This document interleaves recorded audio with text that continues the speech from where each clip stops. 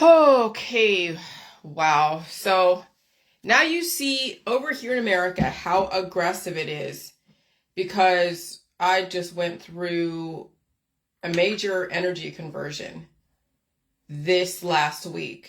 And these frequencies have been pretty aggressive, though they were even more aggressive this last week because, well, we're heading into, it was Memorial Week, or no, yeah, Memorial Weekend. So we had that, and that was a 3-day weekend. And so that was aggressive. And then it just kept becoming even more so, the frequencies. And so that's when I put out those different reels. That's when my husband and I were eating. We went to sushi and ate a whole bunch of sushi. And I was eating so much because the energy was that aggressive. I had to keep feeding that energy. And so when there is that energy conversion and you are starving, you're fucking starving. When you're starving, you have to eat. Even though you may not look like you're starving, like I did not look like I was starving according to some people because I have the social constructs, but I was. And my usual routine in the morning is to get up, poop, release those demons, go drink my coffee, do Facebook Live, then eat food. And it's a nice, perfect routine. But the last week, ever since Memorial Weekend, it was like even more so. And then there were a bunch of frequencies during the day, and I had to take naps. And I was so hungry that I had to eat a bunch of food, like a bunch of food. And then that food builds up pressure. It builds up a lot of pressure. It's like feeding 69 trillion babies with big bellies. That's exactly what it was like this last week, that I was feeding 69 trillion babies, or 69 trillion pregnant mommies with babies in their bellies. And I blew up. But I still got up early. I had to take naps every so often. But yeah, and then yesterday, it was just like everything came to a head. Okay. And so you got to know that this whole J world hasn't been around for a long time. Me using my method to release the pressure, and I'll go into that a little bit later because I want to go through a certain chronology, but I wanted to give you kind of a lead in of what's going on here, is that I only discovered the J world. Like the J juice was developed in 2016. And then the J world was then developed in 2017, and it was an ever evolving thing. And people in my world at the time, at each different times, at each turn of events, they couldn't evolve with me. And so when you're evolving so fast, faster than most people, and you have to leave them behind, then they develop wars against you because they don't want you to change. People don't want other people to change when they have become so used to a certain way or bought into who you were at the time.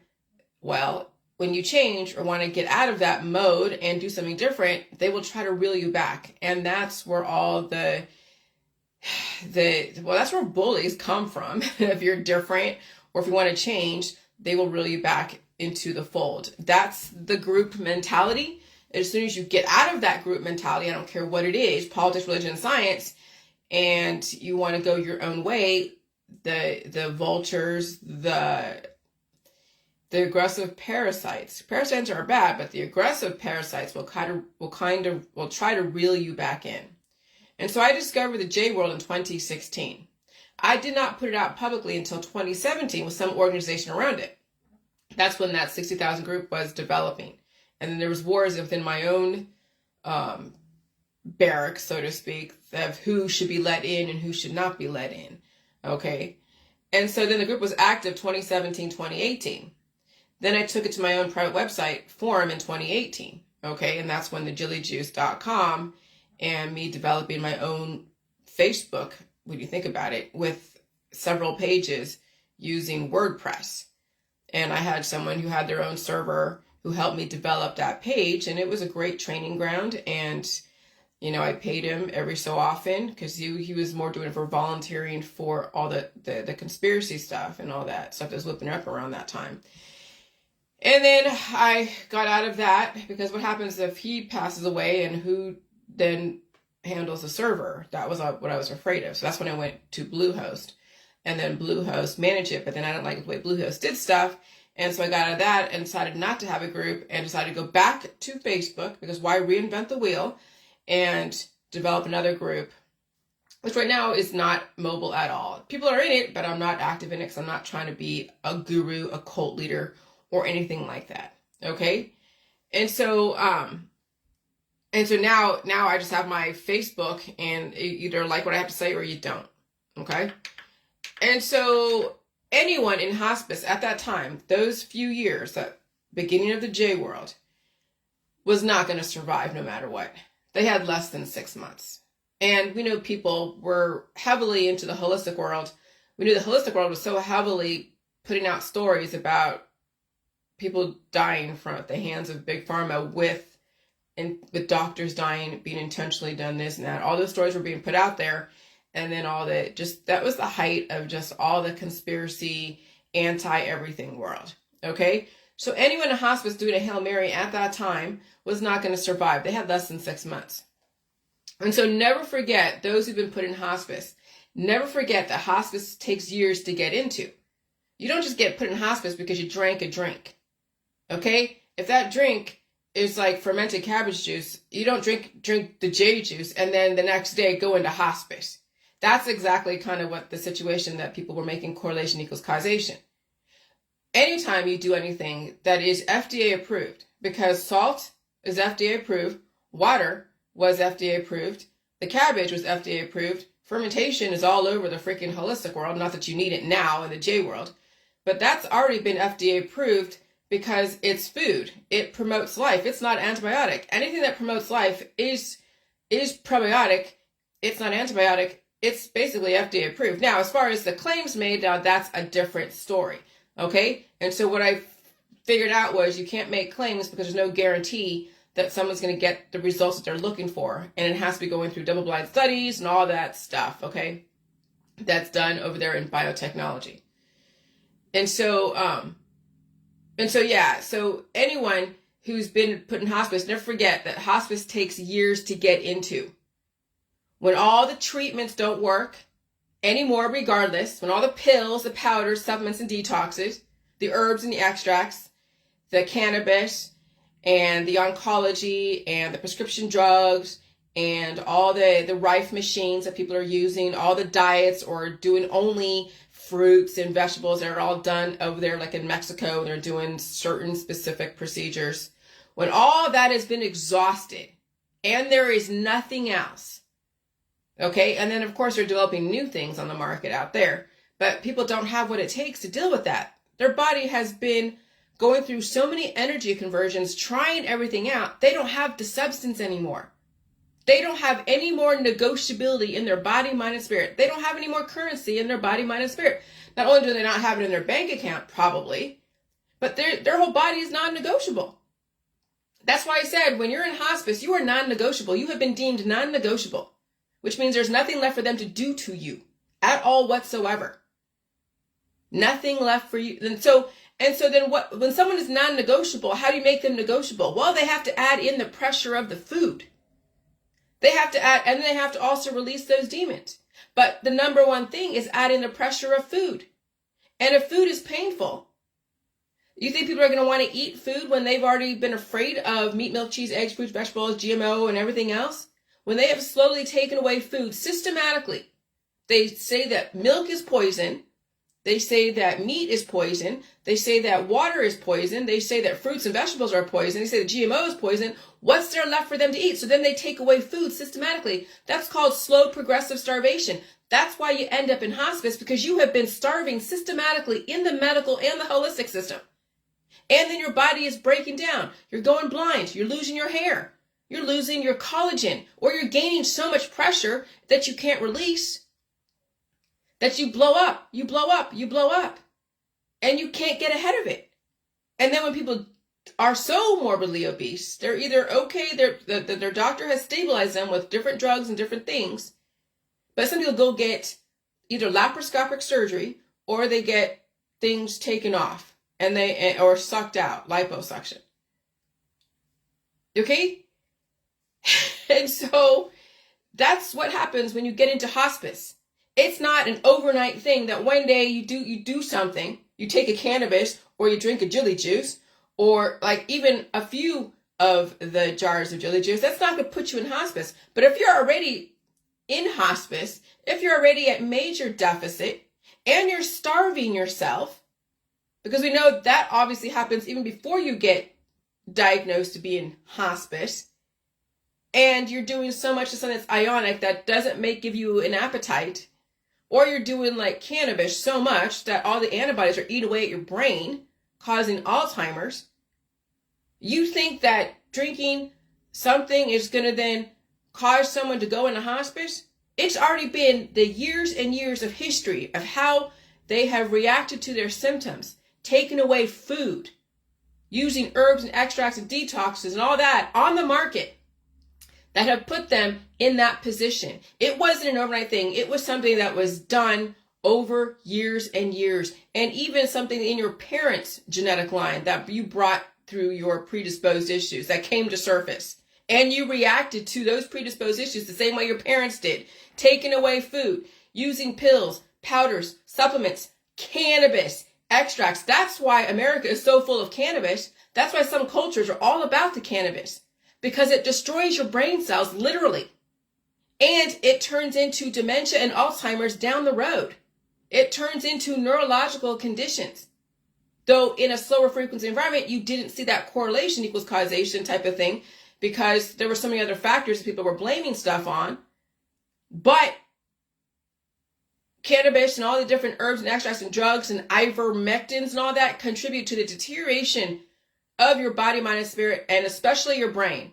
And if you can't handle your gut, like this last couple days, I wanted to take the jelly juice. I seriously did want to take to release that demon, that poop demon that was in my freaking lower intestine, because I didn't have anything up here.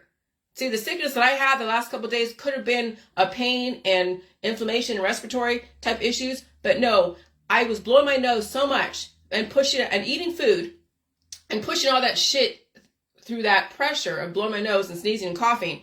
And so it just sat in my lower intestines. And yesterday, I'll tell you, it came to a fucking head. It literally did, because I was sneezing so much. And I had to take a nap because the frequencies were pretty insane. I had to take a nap. I woke up going like, okay, I got to do something. And so that's when I made that reel with Ryan Upchurch. Got to give it gas. Got to give it gas, because I was farting. And then I took a few showers yesterday. And, before that, I was on the toilet releasing fucking demons. And it was pretty crazy. It was like stalactites and stalagmites coming out of my ass when you think about it. Those frequencies cause the body to constipate and cure that shit in my system. And it stayed there because I couldn't poop yesterday morning. So my husband, I'm feeling like I have this big ass fucking belly. I felt so bound up that any way I would turn, I would just feel it. It was horrible. The last few days has been just insane. But I did not give in to the temptation of taking something to give me the relief. And so, well, yeah, I can't help you there. You're going to have to find a doctor, Maggie. You have to find a doctor to help you bring in the food and release the demons. And so, and if there, and see, that's the thing, is that, are there any doctors out there? That's the thing, is you have to ask the medical system to support someone like you. You want to live. Food's the answer. But do they have the training, the department to oversee somebody slowly weaning off your drugs, bringing in food, and helping you, show you how to release those demons? I have it in my book, but I can't tell you how to do this. I mean, I could, but I can't tell you to feel pain. I can't tell you that you're going to have to do all that shit. I really can't. So you have to bring a doctor into this. That's where the system is now going to eventually go to, is right now. That's why the Cleveland Clinic put it out there that they helped a young girl overcome a peanut allergy. by slowly introducing peanut proteins to her diet every single day. Okay?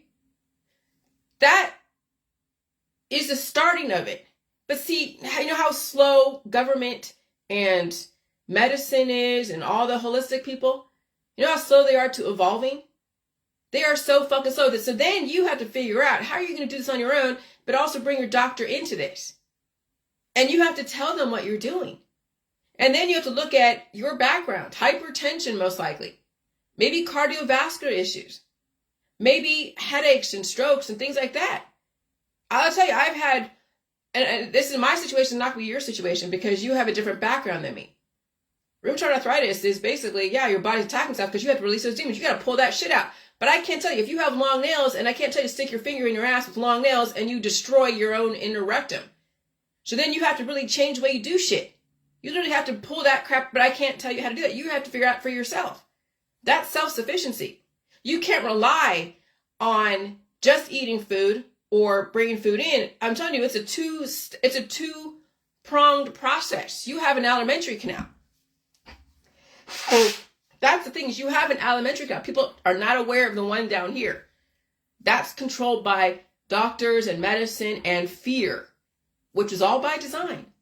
That's why I got so much backlash. They're calling me a poop cult. But you understand the power in that poop. It's causing all your issues. But I'm not telling you to go get a laxative. I'm not telling you to do J-juice. I'm not telling you to go do anything. I mean, you could do enemas, I guess. People do enemas until they cut their nails down and figure out how to pull out that stuff every day, eat food, and deal with the pain and pull out the shit. Take their medication like they're supposed to until their doctor says, okay, it's not necessary. But that's a lifestyle change. That's not being afraid of your own rectum, okay? And if you're all about doing things only up here, but not understanding what's down here, then you're going to be stuck. And so my book says that, yeah, I mean, what I do, since I don't have major shit in my background like cardiovascular issues, I have actually low blood pressure versus high blood pressure. So building up the blood pressure, it was something, yeah. But that's the thing, is that you have to realize that food is the answer. And some cultures have to develop the milk gene because some cultures are lactose intolerant. And some cultures have to bring in that milk gene slowly, and they have to cough, sneeze, and blow their nose. And when you're sick, like I was prior to this, where I'd have to be in bed, okay, and laid out in bed with a stuffed up nose and pain, yeah, I'd have to blow my nose. That's all those proteins that are in your shit that then will trigger the body to produce mucus so you can develop pressure, and you have to open up your system. Okay? And so that's the thing. You're going to bring a doctor into this. But the system is not going to do that right away. They want a certain amount of people gone. They don't want people doing things on their own. Remember, we're in a depopulation agenda. We're in a scale down. Either you have money and can pay for a doctor to oversee that process of introducing foods that are necessary and weaning you off the medication and releasing those demons, if you're so afraid of the potential symptoms that may come up during that process. So again, I can't tell you anything except go see your doctor, and then you be the one to advocate for your own health. And if you don't advocate for your own health, then somebody else will take care of your health, and it won't be to your benefit over time. It will be actually not to your benefit because you're just money to the people. It's not about keeping you alive longer. It's just making you comfortable so you're not suffering. That's the whole point of the medical holistic system, is to end your suffering by any means possible legally. That's why they have to have a license. I don't want to end your suffering because I'll tell you, we have so many genetic lines that have done things that's so antibiotic that now it's like somebody has to pay the piper for all that stuff. Either you be the one to pay for the sins of your fathers and mothers all the way back to who knows when, or you just carry on the same traditions. And then the next generation is going to suffer, but even more so, or they won't exist. Somebody's got to be the one to redirect. If it's not you, it may not be anyone in your genetic line. Because remember how programmed people are to their social capital, their politics, their religion, and their science dogmas. And it may mean you may have to extricate yourself from your friends and family for a long ass time, because they will pull you right back into whatever they're doing, and you will suffer. But you won't suffer, they'll end your suffering. And it might be sooner than later. So, I mean, that's something that you're going to have to figure out. It's not for me to say. I do not take away anyone's pain. But I tell you, you can survive it if you're willing to change your lifestyle and your belief systems. And if it's so scary, go see a doctor. But my situation, I didn't have any autoimmune disorders. I was not diagnosed, even with PMDD, but I diagnosed myself because there were characteristics that were so obvious. And I did go to Kaiser and told them my situation way back in 2003 or 2002, 2003. And they tried to prescribe me. Well, they did prescribe me Prozac. I think I did it for about a month and said, no, I'm not going to be a fucking zombie. I'm not going to be on drugs for PMS. And so I just dealt with that stuff. So I evolved every single month, which meant that I wasn't going to carry a full-time job all the time. I did carry full-time jobs, but I wasn't going to stay in them for longer than a certain amount of time, because how many times can you call in sick every Monday, right? So then I just suffered with not fitting in with the rest of the world. And I moved around, and just ate and slept during the times that I was feeling sick. I didn't turn to drugs or alcohol. Really, I wasn't even smoking pot then for that. I may have smoked pot recreationally in between those times, but I never smoked pot or did any drugs during the times that I was sick. I was sleeping and eating. That's all I was doing, which now is what is necessary. When you're sick, you're supposed to sleep and eat. That's what I did yesterday. I felt sick the last couple of days, but I hadn't had any pain. It was the sleeping and the eating and pulling out that shit. Literally, that's what it was. And that's what it's going to take. If that's not what you can do, then you're going to have to deal with whatever they give you in the medical system. Okay? And so, never forget those who've been put in hospice. Never forget that hospice takes years to get into. When all the treatments don't work and anything anymore, regardless, when all the pills and the powders and the herbs and the extract supplements, even oncology, does not work anymore, then it's rest in peace. Less than 6 months. And so if you don't change and you start advocating for yourself on some level, then yeah, that's the future. It doesn't have to be, but people don't want to change. They really don't want to change. There is just too much distraction out there. And it's easy to take a pill. It's easy to take a supplement and then bitch about it.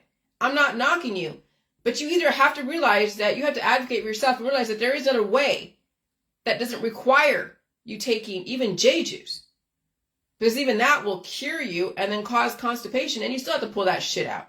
So you might as well drink milk and blow your nose and deal with feeling the heart racing, because it will happen, but you're supported. You have body, but you have to keep building up the stamina and the conditioning and build up the strength in all your vital organs so you can handle the body processing like it's supposed to. Your body's supposed to work the way it's supposed to, but people don't let it work that way because they don't want to feel the energy. They think they're going to fucking die, and that was programmed into you because of the social constructs. But you need fat and not so much muscle, but a lot of cultures have a lot more muscle than fat, which is why there's so many issues, because they don't have enough of an immune system to release the demons. That's why you're stuck with rheumatoid arthritis, because you don't have enough of the fat on the body to help your body release those demons. And that's where the milk comes from, the cream. That has the fat in it. And yeah, you may go through fluctuations, but that's the thing, is that you have to deal with the fluctuations. You got to deal with building up pressure and feeling like there's a demon in your freaking body, and you can't try to flush it out, because you'll cure yourself. When you cure yourself, that's forget it. When you're aiming to feel nothing, when you're aiming to cure yourself, that's a recipe for disaster. And so the last couple of days, I did not want to be cured. I dealt with the feelings like I had a goddamn poop demon in my lower intestine. I'd feel so bound up until my body and I decided that it was time for us to release that demon, to give birth to that poop baby. And it was a big ass fucking poop baby. If anything, when all this stuff came out, I had mushrooms. And it wasn't like, when I see poop sometimes, like the last couple of years, and I'd have mushrooms. Mushrooms would come out intermittently with other stuff. No, all these mushrooms were in one bunch, as if the body was separating out the poop that I had. And it said, okay, all the mushrooms go over here, all this type of stuff go over here, and all this type of stuff go over here. So it was like I had chambers in my stomach that actually had a distribution process with different zip codes. And those mushrooms were in one little area of a zip code. And that's what came out yesterday after me just coughing and just pushing, coughing and sneezing and blowing my nose so hard and pushing, and all these mushrooms came out. And I was like, holy shit, that's so organized. I was actually pretty impressed by my own immune system doing that. Okay? And so you have to know your whole body. You have to know what comes in, you have to know what goes out. You can't be afraid. You have to cut your nails down so you know what shit feels like, literally and figuratively. And yeah, you may have to stay home. My husband was out fishing yesterday because he was thinking about staying home because things fell through, and then he finally got back into something. But I said, you could stay home. And he's like, and he's like, and I'm like, I'm not gonna go fishing with you because it's too fucking hot out, and I feel like I'm a fat cow right now. I feel like I have a baby in my belly, which I don't. But it's that poop baby that you have to develop during these energy conversions, and you have to pull it out yourself sometimes. But that's the thing, is that you got to know your whole alimentary canal. You got to know everything about it. And so let's look at how people get to hospice. It starts out with the parents, and then the parents, and then the parents. Then it's in the society and the government and the intentions of the programming. Okay? I mean, even kids can be parents because they are the parent cells, and they have juvenile cells in their body. There's no point testing. Why would you test for it? Maggie, here's the thing. You either are going to overcome the allergies or you're not. You're either going to find a doctor that will help you overcome whatever allergies you have. I don't care what they are. Whatever food allergy you have. Because you test for a food allergy, then you're saying that you're not going to want to eat the food. That you're going to stay away from that food. Well, that's the same thing as starvation. So you can test for the allergies, but then you're going to figure out, okay, test for the allergies, and then you're going to have to reintroduce that food back into your diet. Because that's called starvation. And you're going to find a doctor that will do that. Someone in the Cleveland Clinic that overcame that peanut allergy. You're going to find a specialist that will go through that process with you of overcoming food allergies. And so find that article about the Cleveland Clinic and overcoming a peanut allergy. Find that doctor, or find someone in your area, in your town, who's willing to go through that process of introducing foods back into your diet, the ones that you're allergic to, if you do test for any allergies. Because allergies means that you have a programming that someone used food as medicine, and now you have metastasized that antibody that attacks the food and causes inflammation, and you're going to have to release those demons. But that's on you to do. So it doesn't matter what I feel about anything. What I feel about anything out there is completely irrelevant. How do you feel about that? How do you feel about taking charge of your own body, mind, and spirit, and telling the doctors what you want, but you want their help? How do you feel about being in control of your own body? How do you feel? And if you say, if you're too scared and you don't want to do it, then whatever. But that's the thing, is that we have so many people who have not wanted for centuries to take care of their own body, mind, and spirit. They have given their body to science. They've given their body to somebody else, and their mind and their spirit to somebody else. In politics, in religion, in science, they are regurgitating what their parents said, what some guru said. They're regurgitating what some politician has said or what some doctor has said. And that's all they know. And that's all they do is regurgitate.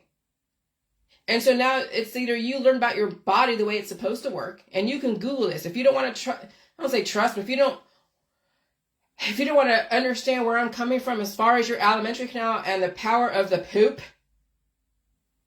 and and I'm trying to show you through the last videos and the pictures, that when I have so much shit in my system, I blow up.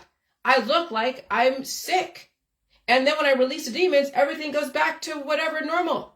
So you know that poop has the power to develop proteins and be distributed, or poop has the power to develop cancer if you're trying to fight something, and you have all this energy being generated and all this energy happening in one part of the body because that's what you've allowed to exhibit itself because you haven't released those demons. When you have so much shit in your system, that's what happens is people get tumors, they get cancers, or they have a baby when the body is finally breaking down.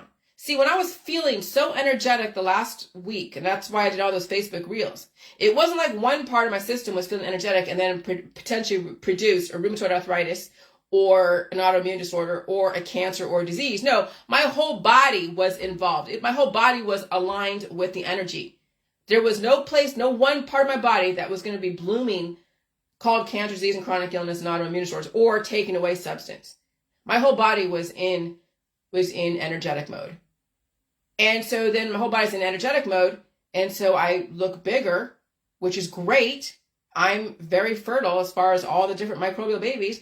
And then when the body finally works through all that energy conversion, then it pushes all the waste material into the places where it needs to. And then I release that demon and everything goes back to relative normality, relative equilibrium. So that's expanding and contracting, expanding and contracting. And you need food to do that. You need meat, milk, cheese, eggs. You need a lot of milk, not probiotics, not fermentation. You need meat, milk, cheese, eggs, fruits, and vegetables, but more milk because you need the life. And you need to expand and contract, and feel uncomfortable, and pull out the shit, release the demons, and gain some substance or lose some substance, gain some fat, not have so much muscle and not have too less muscle. It's a balance. When you have too much muscle, then you can see there's so much constriction and also then the quick reaction times where people don't survive heart attacks and strokes. And that's kind of what people are gearing towards at this point because they're too skinny or they're so big and they're full of muscle and there is no give. And so when you don't have enough adipose tissue, which is the fat, to help insulate your heart and all the different vital organs, that's when people die from hypertension, heart attacks and strokes and all that, aneurysms. And so now you have to be the one to not really literally pull out the shit and build up the pressure is literally the answer. But how you do it, well, you'll figure it out. Okay? But people do enemas, but I'm not trying to advocate you rely on enemas. You need to be learning how to blow your nose. That's the first thing to learn when you're a kid is to learn how to blow your nose and to cough and to sneeze and not use anything to suppress the body's release process. But that's what they do. People are taking pineapple juice to stop the body from releasing. They're taking all these different cough suppressants and mucus suppressants, mucus drying agents. And they're taking all the different herbs and prescription drugs and extracts and cannabis. And that's why people are a mess and they're laying the groundwork for eventual hospice because it happens over a long period of time, which is why everything is FDA approved until they can prove correlation equals causation and then shit gets recalled. That's why all the recalls.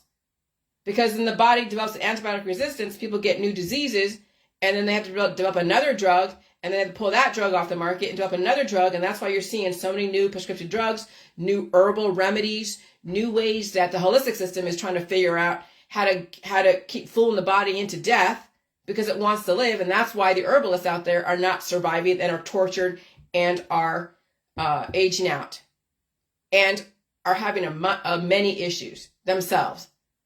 But they would never admit it because then that would say that their products are probably bullshit. But what can you say? That's right now the system. And the system is not going to stop them because the system is in a scale down. They want all the herbalists to go destroy themselves as well as all their friends and family. But you can't prove that.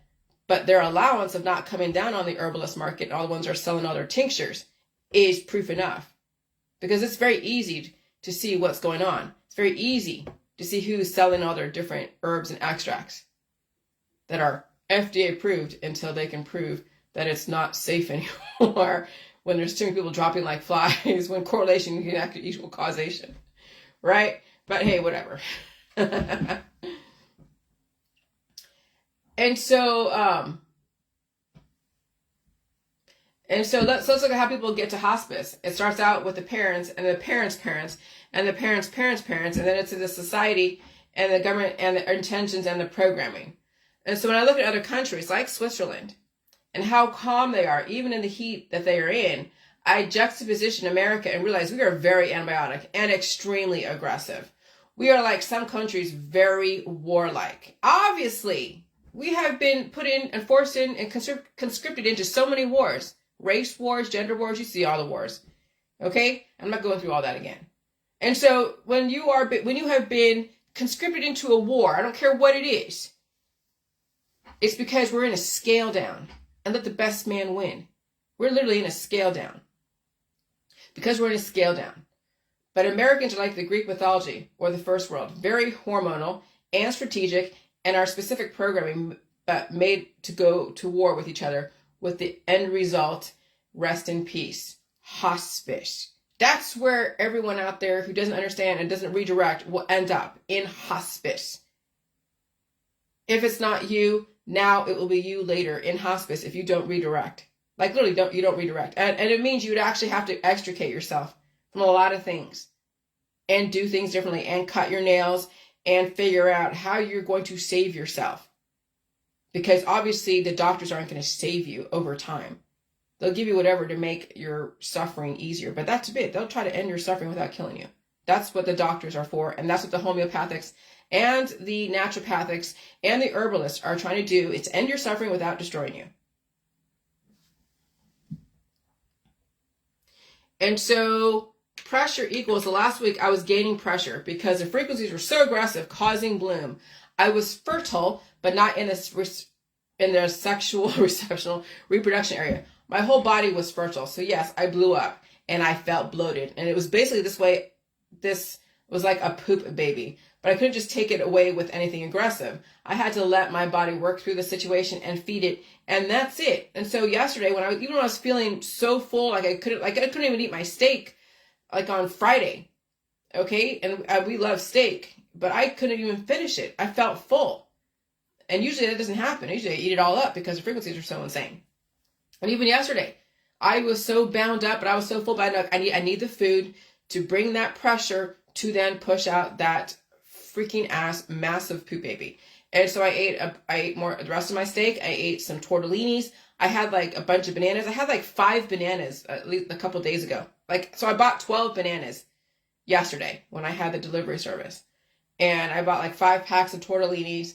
And I have a bunch of chicken still in the freezer from last week that I froze. And I have meatballs and pasta, like I said, tortellinis.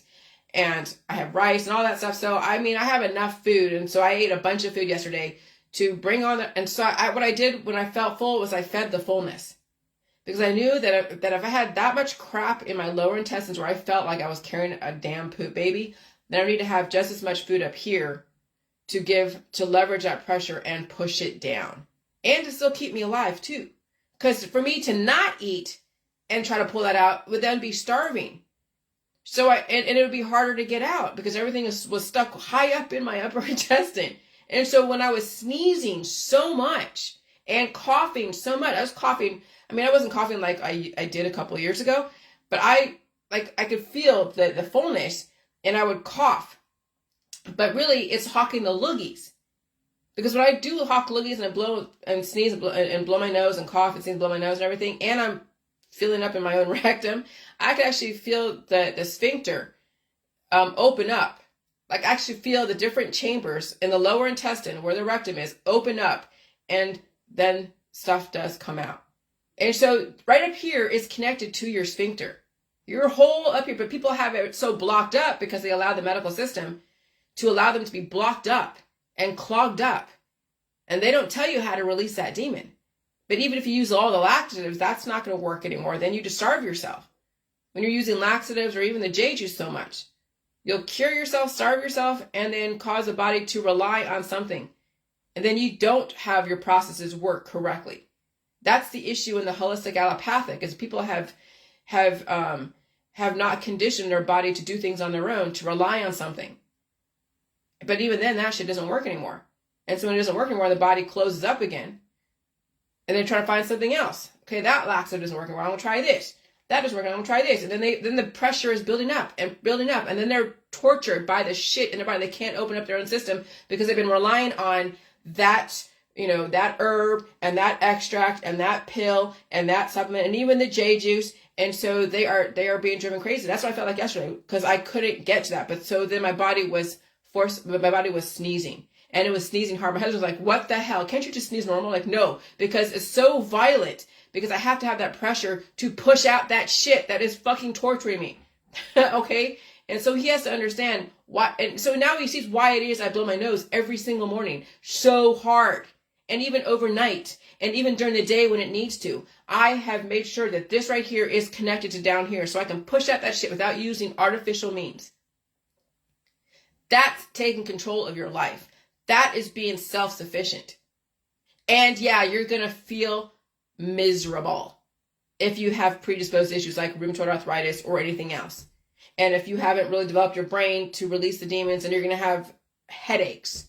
And it's going to be fucking miserable, like it was the last 3 or 4 years, ever since the frequency has changed. And I got off the J juice 3 years ago, give or take. Okay. I had to deal with everything under the sun and feed it. And I discovered that milk was the most necessary thing, because then the energy in the red was so aggressive that the carbs and the meat weren't doing it. I needed the cream. That's what tipped everything to the next level. And so if you're lactose intolerant, then you're going to have to figure out how you're going to bring that back into your world. So I can't tell you how to do that. You got to go see a doctor to introduce foods that you have been allergic to back into your world. Okay, so I blow my nose. You see how hard I blow my nose? And it comes from the gut. When I blow my nose really hard, it comes from the gut. Okay? And some people have ear pressure issues, and so they'll feel their ears pop. And if they've had ear infection in other ears, then they can't do it because it'll hurt their ears. But again, that's necessary, but I'm not saying you should do it if you have ear. You're going to have to do things slowly. I can do it that hard because I don't have any earaches or ear problems. There's no pressure on my ear. There's nothing. I have full control over my whole alimentary canal. And so yesterday, my whole body was fertile. So yes, I blew up and I felt bloated. And it was basically this way, a poop baby. But I couldn't just take it away with anything aggressive. I had to let my body work through the situation and feed it. And that's it. Yesterday, everything came to a head because I was feeling tortured. Like, I was seriously feeling tortured. I'm laying on the couch going like, oh God, this so fucking sucks. This so fucking sucks. And so I was coughing, sneezing, blowing my nose so hard. I was sneezing a lot, as if my body was telling me, get that pressure leverage to push it out. Even doing that, okay? I mean, I'm serious. This is what needs to be done if you want to fucking survive this crazy ass environment. And so, and I did, I guess it's like giving birth to not a baby, but it could have been a baby down the road if it would have triggered sexual reproduction. Pooping every day is like giving birth to yourself, and pooping a lot every day relative to how much food you take in and what the frequencies are like. So pooping every day is like giving birth to yourself, but some people do not poop efficiently or effectively or know how to let their body go through the processes. And so they destroy themselves over time and they end up in hospice. And so I use my method, like usually outlined in my book, even more so the last few days. And so, yeah. And so this is what I said yesterday. Well, I just released a major demon. That's that song from Ryan Upchurch, Give It Gas, helped me release a bunch of demons. Okay? Give it gas. Yeah, that gas is going to cause then the locomotion, cause the, the little explosions and all that. And then make it go. Make that shit go out of your body. And so the colors and the beats encourage the cells on my body to release, and I also helped it out, but not with anything except for food and my fingers. Okay? I eat a bunch of food because I need to take that pressure to release the demons. And then you need to replace that food that's leaving your body, that food waste that's leaving your body, with new food in your body. That's why you eat as much as you feel that's in your belly, because something's going to win. It's either either you throw up, right? Or that shit's going to come out.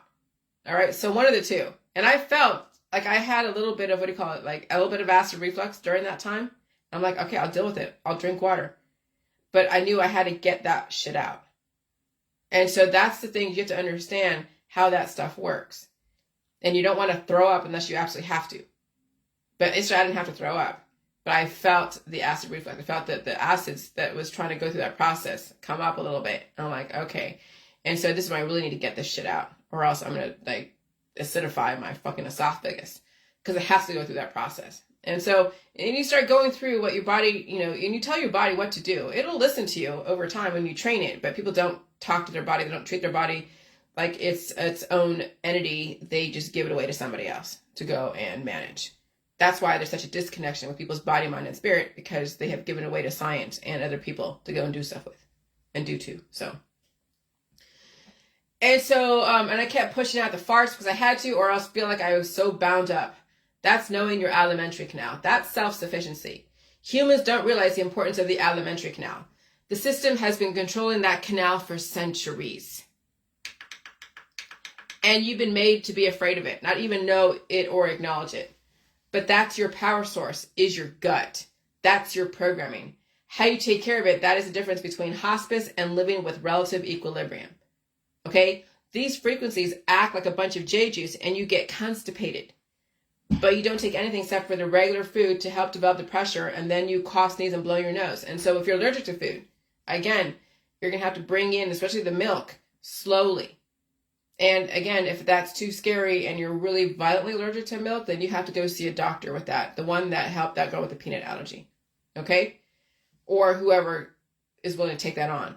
And when they see people doing that, when you take that on and you fight for advocating for yourself and you want doctors to oversee that process, you will develop another wing of the hospital system and give people a choice. And then, yes, these doctors are even, I don't say chiropractors, but even some of these places, well, I wouldn't want a naturopathic or a homeopathic overseeing that process, because when you start having some kind of anaphylaxis or whatever, well, obviously they're going to give you an epinephrine, but they'll try to sell you one of their pills and powder supplements and detoxes.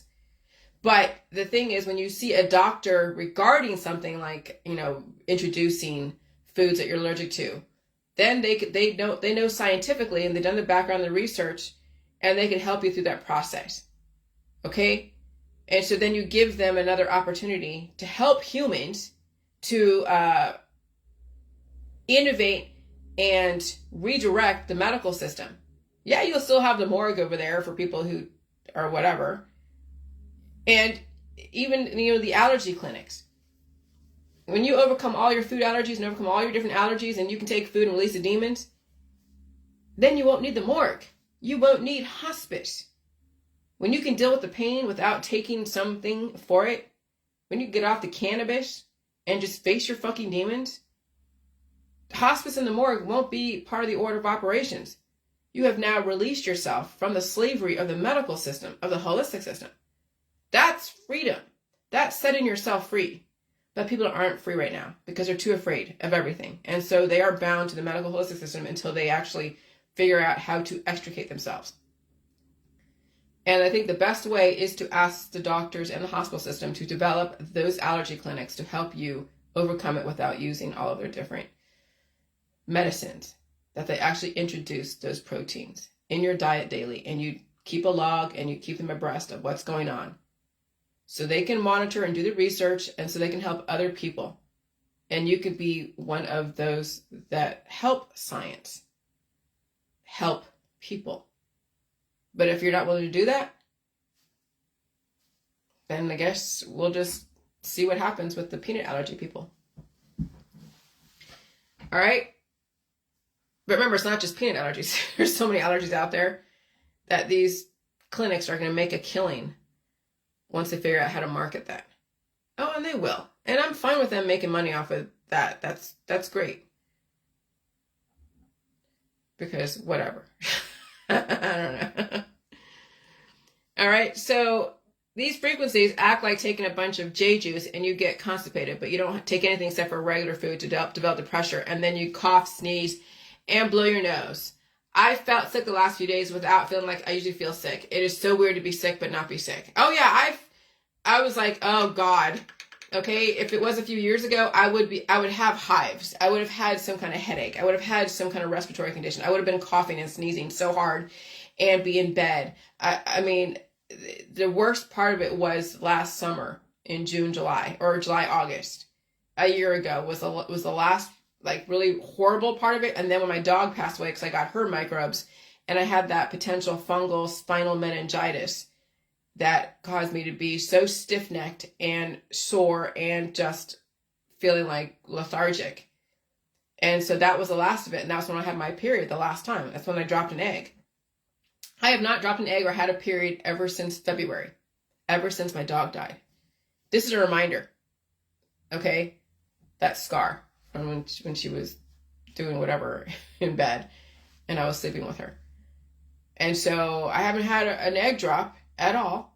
But I mean, if I had still crap in my system or still issues in my system with this last frequency change, I could have had an egg drop. I mean, who's to say I won't have an egg drop, tomorrow or the next day? We'll see if the frequency changes cause an egg drop. But if the frequencies are so aggressive and I blow up and then pull the shit out and eat and rest and blow my nose and cough and sneeze, then I probably would not be triggering my reproduction, my sexual reproduction. I would be triggering mitosis, not meiosis. Meiosis is sex reproduction. Mitosis is you lengthening your own telomeres. And that's what you want to trigger is mitosis relative to the programming. Again, meiosis is for those who are in senescence, which is sexual reproduction, and then menopause when the body cannot even support not only themselves, but also a baby. And then this, at some point, they will go into hospice. I mean, not like right away, because obviously people get menopause at 49 and 50 or 48 or even 47, and they may live to be, 80. But that's just the body deteriorating and watching it deteriorate. You may not get a period, and you'd be like, yay, I'm going to go and retire and go travel the world, and then pass away. That's been our system for a while. And so then I help myself get better without using anything except for food, regular food. And I'm back to relative normality. And so aggressive antibiotic areas like America, which is why the shootings and murder-suicides. Okay? And so that's why you're seeing so much aggressiveness. Again, because we're in a war and people are at war with themselves, war with each other. And so I step out of the war. Okay? And it takes a while to understand the wars that you're in and step out of them. And sometimes you don't even know it because you think that your life is perfect and peaceful and everything else, but you're in a war, a biological war that the system has used things to make you not feel them until it can't, until you start feeling them. And then you're in a war called trying to survive and manage your death process. And so hospice, how long does the average hospice patient live? Well, patients are only accepted into hospice if they are expected to live less than 6 months. Hospice is intended to be short-term, end-of-life care. Medicare pays for hospice, and it is this government body that has created the 6-month cutoff. Okay? And so you can read about pediatric palliative care. Okay? Now, why would you blame the kids for being in hospital? I'm not blaming the kids, but it is the parents that have developed the issues in their kids. Oh, why would you blame the parents? Because the kid came from you. Oh, that's horrible. That's so mean. Well, that's why we're in a great reset. That's why they're trying to control reproduction, because we're developing children with major issues that cause so much suffering to the point where they have to be in hospice. The parent has so many hopes and dreams of their child coming out in a specific way. And then when they are faced with so many difficulties that they can't even do operations, they may have brain damage, like major brain damage that they can't operate on, that their quality of life would be so extraordinarily painful and horrible that they have to be in hospice. Or if they do go do any treatments, that it would destroy them. It would kill them. So they have to be in hospice. And so one of the stories, I'm not going to read them. You can read them if you want. But one of the stories is that this woman had like 3 or 4 miscarriages before she finally had a baby, and that baby turned out to have brain damage. Well, that ought to tell you that maybe there's something going on in your genetic line that maybe you shouldn't have kids, that maybe you need to get yourself to be whole again. See, there's nothing wrong with you, mom and dad, really, because you are a perfect person, but you can also improve and bring more substance and fix any of the genetic anomalies. So that way, if you wanted to become pregnant, and have a relatively healthy child, whatever that means, okay, because that's different for everybody, then maybe it's time to get yourself to be whole again. Release some demons so those demons don't turn into something aggressive that would attack your child in utero. Because I don't think anything's wrong with having children. It's just the kind of children that we're producing that are suffering and they don't have a quality of life. And the parents may not survive their own adulthood. And then who's going to take care of that kid that is now going to be a ward of the state? Because who's going to take care of that kid? If you've been predominantly taking care of your kid that is a special needs, and you're getting up there and you have your own issues, and you're not getting better yourself, you're not prolonging your life or releasing demons, your kid's not going to be doing that because that would be painful. And it'd have to be done with the doctor overseeing that process so they're not going into like a major suffering mode. Then who's going to take care of that kid? That's what the issue a lot of these parents are facing when they're producing children with a lot of special needs. And so that's why the system is going through this process. I don't love it. Nobody loves it. Why would I even say that? Well, because you're like, oh, it's okay to have, issues. I guess. Yeah, everything is okay to have issues. It's just going to make it harder. It doesn't mean that you can't make something of your life. But I would rather, in my world, I'd rather be self-sufficient than have to depend upon a person, place, or a thing for even my everyday needs. Okay? But that's me. But a person who has those issues, whatever they are, they don't know anything but. So then, their life is normal to them until they get exposed to somebody else who is so self-sufficient. And they're like, well, why am I not like you, mom and dad? Why am I not like this person? What's wrong with me? That's what happens when you mix diverse companies. People are going to start comparing themselves to other people and be like, why am I not like that person? Why am I not like that person? Why is that person able to do this and I can't do that? And then mom and dad goes, well, because you have an issue and this is the issue. And then it's that whole conversation. And then as they get older, if they get exposed to more information, then they realize that they didn't have to be in that position. That's why some parents censor information from their kids, so that way their kids don't realize that there's another world out there that they were withheld from because the parents didn't have what it takes to show them that they could probably get out of their condition because the parents had something to gain from keeping them in that condition. I mean, I'm not saying that's what goes on out there, but that could potentially be.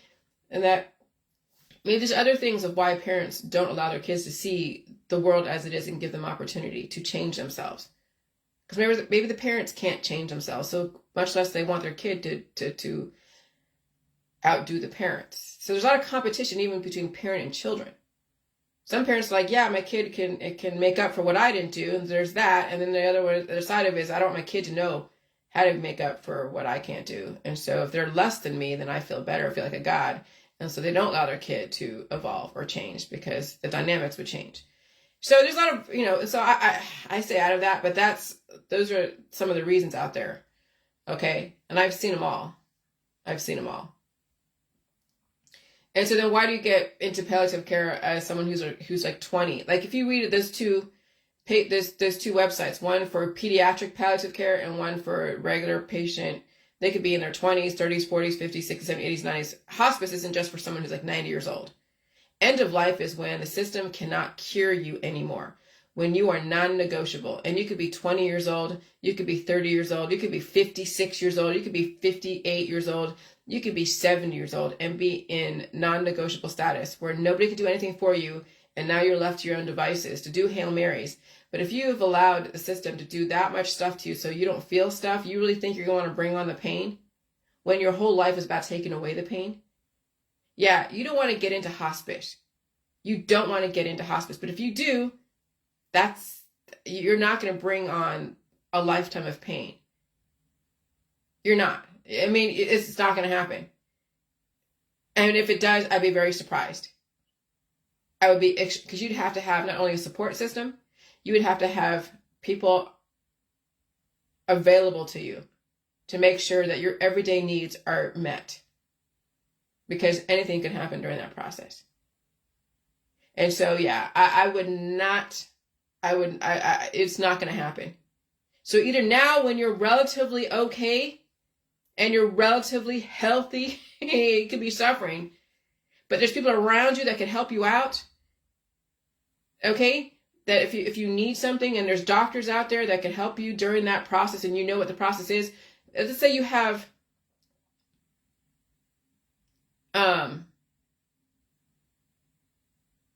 immobility. Let's say in your family somebody had,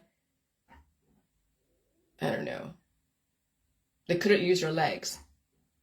Or let's say you have not the non-use of your legs in the past, and then you took a drug or something else and that gave you your life back. Maybe you did some kind of electric therapy and to give you your mobility back. And now you're at a point where, okay, other things are deteriorating and you want your life back. You want to be a whole person, but you have that in your genetic line that there is a lack of use of your legs for a certain amount of time until you gain the substance and release that demon and all that. You're going to want people around you when you can't use your legs, when you have to revisit those demons that were covered up by the cures and the spells and the detoxes and all the different therapies. When you have to revisit that curse, you're going to want someone to be able to go get your food, to help you go to the restroom, to help you take a shower, to help you do whatever you need to do. That's what I'm saying. When you have those specific things in your genetic line where it would cause you not to be able to take care of yourself, you got to make sure there's people around you and things are in place should that ever come up. That's what people don't realize too, is when you have that, when you're born with deficiencies and then you're taking cures, and then you finally want to get off the cures and the medicines and all the different stuff. That's if you're exposed to this information. Then you're going to have somebody around to make up for your lack of mobility until you get to be a whole person again.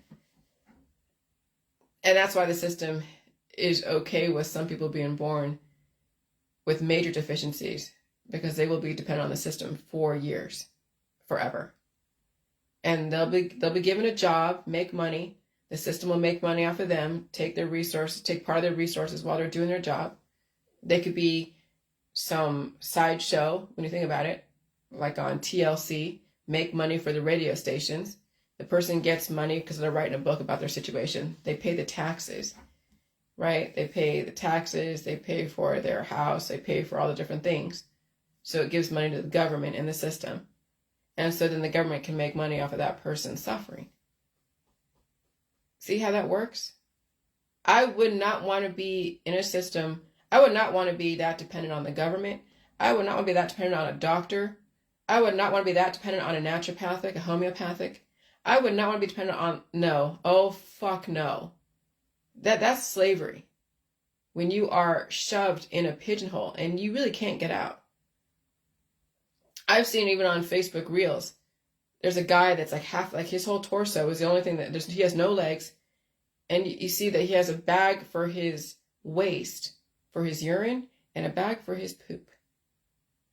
And he's just basically a torso. That's it, a torso. I'm like, holy shit. That's a spirit. That's a person who is thinking and feeling and so aware of himself and aware that he is only half a person. That's fucking insane. That's the worst side of it. But can you have a quality life? I guess. Yeah, there's going to be segments of the population that are going to be that. And they will be like what you see back in the 1800s. They have the carnival sideshows. That person's life will be about writing about his life. Because it's so different than most of us.